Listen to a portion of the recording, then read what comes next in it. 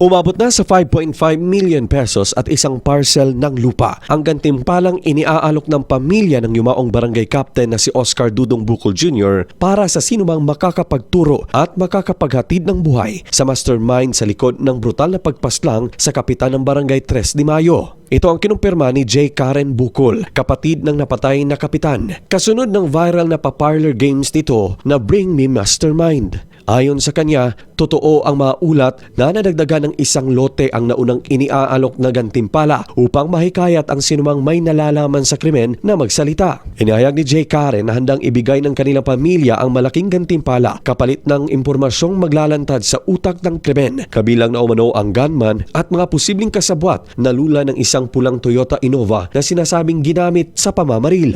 Hindi na ibinunyag ng pamilya ang eksaktong lokasyon at sukat ng lupang iniaalok. Subalit iginiit nilang sapat ito upang mahikayat kahit ang mismong masangkot sa krimen na magbunyag ng katotohanan. Inamin din ni J. Karen ang kanilang pagkadismaya sa umano'y kakulangan ng update mula sa Special Investigation Task Group na humahawak ng kaso. Anya, naging aktibo noon ang PNP at NBI, ngunit nitong mga nakalipas na linggo ay tila tumahimik ang investigasyon. Sa kabila nito, tiniyak ng pamilya Bukol na hindi sila susuko sa paghahanap ng hustisya. Nangako rin silang magbibigay ng proteksyon sa sinumang lalantad at handang tumistigo laban sa mga nasa likod ng krimen. Samantala, wala pang inilalabas sa karagdagang detalye ang mga otoridad hinggil sa kasalukuyang estado ng investigasyon.